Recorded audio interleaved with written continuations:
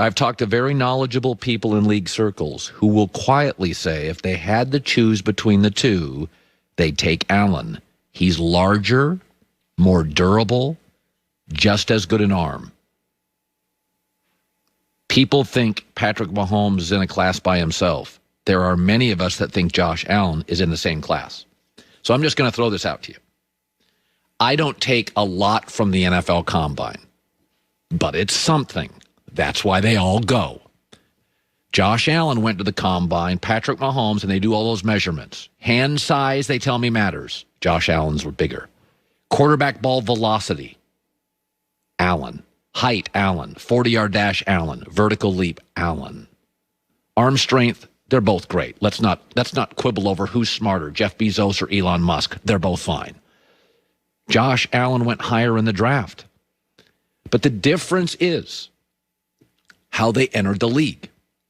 So the way Mahomes entered the league was very much like Aaron Rodgers. He got to sit and watch some football. He was behind a winning veteran quarterback. He went to a very stable organization, the Packers and the Kansas City Chiefs, and he got to learn. And then immediately he had weapons. He had players around him. That's Mahomes. Andy Reid, good weapons. Alex Smith sat behind them. Josh Allen entered the league much more like Troy Aikman. Oh, you've got to play year one. We don't have a ton to play with. We're not very good. We're trying with a new coach to sort of change the culture, which has been a losing culture for the last 7-8 years. That's Troy Aikman. And 2 to 3 years later, you looked at Aikman and went, oh, he may be better than like the Dan Marino everybody talked about as the next great talent.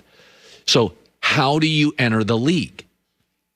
Mahomes and Aaron Rodgers entered the league very favorably. Veteran coach, smart history, winning culture, sit behind a veteran, learn the league a little bit, then insert it into a team that's got nice weapons and cultural and divisional momentum.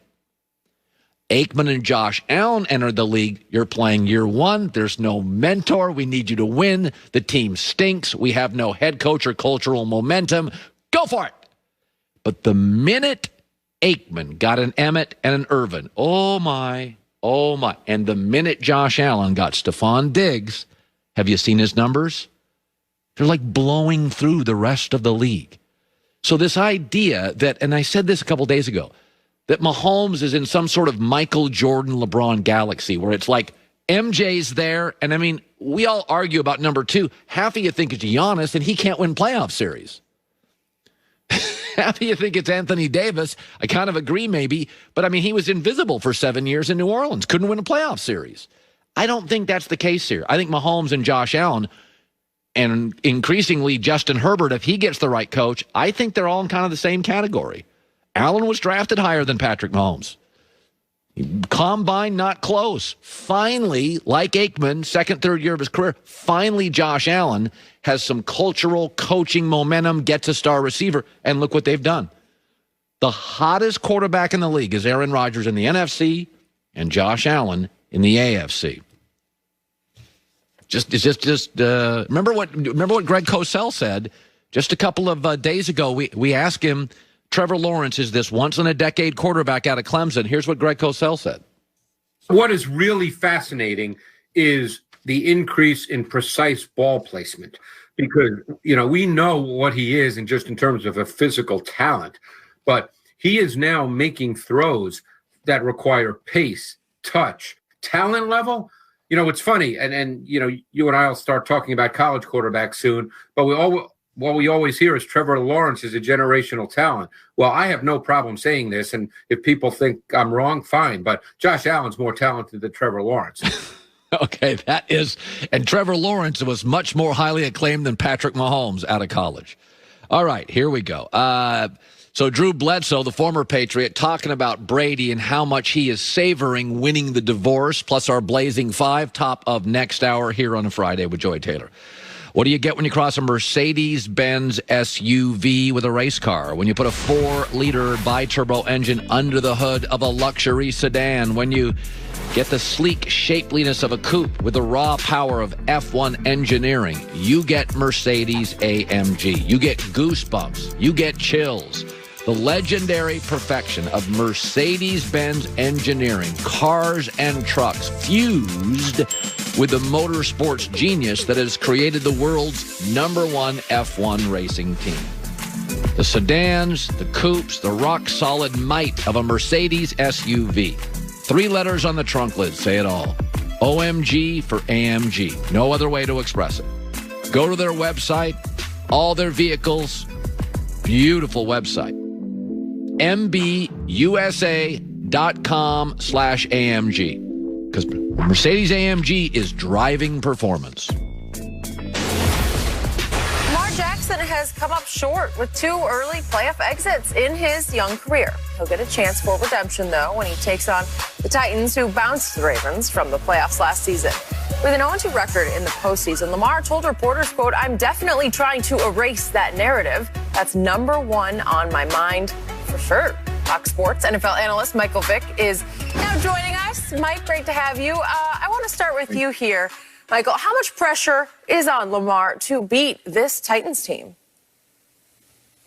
Well, it's pressure on Lamar, just like it's pressure on every other quarterback that's going to be participating in this postseason. But the fact that the Tennessee Titans beat them last year and then Lamar couldn't advance his rookie year in the playoffs, it gives this game more significant meaning. But I can't see the Tennessee Titans beating Lamar Jackson the 3rd time, and I can't see that. I think Lamar's wide different. I like the way he finished the season, and he finished on a high note, and that's something to feel good about. If it's pressure on anybody, it's pressure on the defense. It's pressure on the defense to go out and stop Derrick Henry and that rushing attack and make Ryan Tannehill beat them through the air. But Lamar, he's going to have plenty of opportunities. If it don't work out this weekend, he'll have plenty of opportunities moving forward in his career to compete postseason, the opportunity to win a championship. He already got the MVP. So it's just more that he has to add to his resume, but time is on his side. So if I'm Lamar, I won't put any extra pressure on myself going into this weekend. It's about the team. It's about everybody collectively finding a way to do their job and get out of the stadium with a win. Well, what happens, Mike, there's a little bit added pressure. I remember when Peyton Manning was winning MVPs and was getting knocked out in the first round. And people were like, well, at first they gave him a break. They're like, well, he's a young player. And after a while, it started happening with greater regularity. There's like, is he choking? Is he normally going to be known as a great regular season quarterback with no postseason success? And I think Lamar understands is that when you've had the success that he had, especially last year, and as I agree with you, they're playing extremely well. And I like the fact that they had to play down the stretch because remember last year they had everything locked up and they started taking their foot off the gas. And then the last game they didn't play. And then they had the bye week. And then they ended up going like 3 weeks and Lamar was a little rusty. I believe that Lamar Jackson and the Ravens will win this game. But you said something interesting. They need to stop Derrick Henry. That's why you go